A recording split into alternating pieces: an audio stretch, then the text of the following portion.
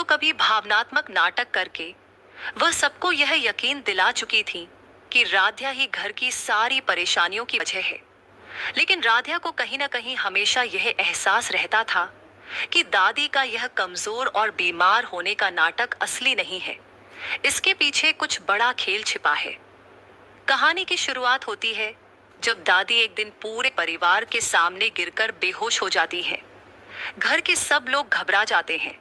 प्रथम तुरंत डॉक्टर को बुलाता है और पूरे घर में हलचल मच जाती है। लेकिन राध्या को इस बार कुछ अजीब लगता है। जब डॉक्टर घर आता है और दादी की जांच करता है तो कहता है कि उनकी रिपोर्ट्स बिल्कुल नॉर्मल हैं। ये सिर्फ तनाव या डर का असर है। राध्या सोच में पड़ जाती है, अगर दादी बीमार नहीं है तो यह सारा नाटक क्यों? रात को राध्या दादी के कमरे में जाती है। वह देखती है कि दादी आराम से मोबाइल चला रही हैं और फोन पर किसी से कह रही हैं, अब तो सबको लग गया है कि मैं बहुत बीमार हूँ। राध्या की अब खैर नहीं। यह सुनकर राध्या का खून खौल उठता है। वह समझ जाती है कि दादी का खेल बहुत गहरा है।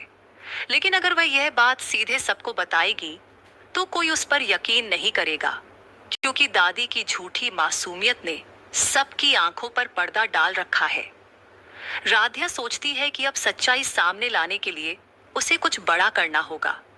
वह अगले दिन सुबह दादी को बगीचे में टहलने के लिए बुलाती है और कहती है, दादी मैं आपके साथ कुछ समय बिताना चाहती हूँ, क्योंकि मैं आपको अपनी माँ जैसा मानती हूँ।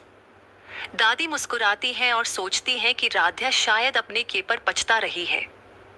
बातों बातों में राध्या दादी को स्विमिंग पूल के पास ले जाती है। वहां का माहौल शांत है। चारों तरफ बस पानी की चमक और हवा की हल्की ठंडक। दादी जैसे ही पूल के पास पहुंचती है, राध्या गहरी सांस लेकर कहती है। इतना कहकर राध्या दादी को हल्का सा धक्का देती है और दादी पानी में गिर जाती है। पूरा दृश्य मानो किसी फिल्म का सस्पेंस सीन बन जाता है। दादी बचाओ बचाओ चिल्लाने लगती है और अपने हाथ पांव मारने लगती है, जैसे उन्हें तैरना नहीं आता। लेकिन तभी राध्या की तेज नजर पड़ती है। दादी के पैर पानी में चल रहे हैं और वे खुद को तैरते हुए एक ओर खिसका रही हैं। राध्या चिल्लाती है, दादी आप तैर सकती हैं, आप ये सब नाटक क्यों कर रही हैं? दादी और जोर से चीखने लगती हैं। लेकिन तभी वहां प्रथम आ जाता है। वह यह दृश्य देखकर हैरान रह जाता है। उसकी नजर दादी पर जाती है, फिर राध्या पर, और वह गुस्से से भर उठता है। राध्या, तुम्हें शर्म नहीं आई? तुमने दादी को पानी में फेंक दिया। अगर उन्हें कुछ हो जाता तो? प्रथम की आवाज में गुस्सा और दर्द दोनों थे। राध्या कांपते हुए कहती है, प्रथम मैंने कुछ गलत नहीं किया। दादी झूठ बोल रही हैं। उन्होंने बीमारी का नाटक किया है, सबको धोखा दिया है। प्रथम गुस्से में कहता है, बस, मुझे तुम्हारे एक एक शब्द पर शक हो रहा है। अगर तुम सच्ची हो तो सबूत दो। इस बीच दादी किनारे तक पहुंच जाती हैं और खुद पानी से बाहर आती हैं।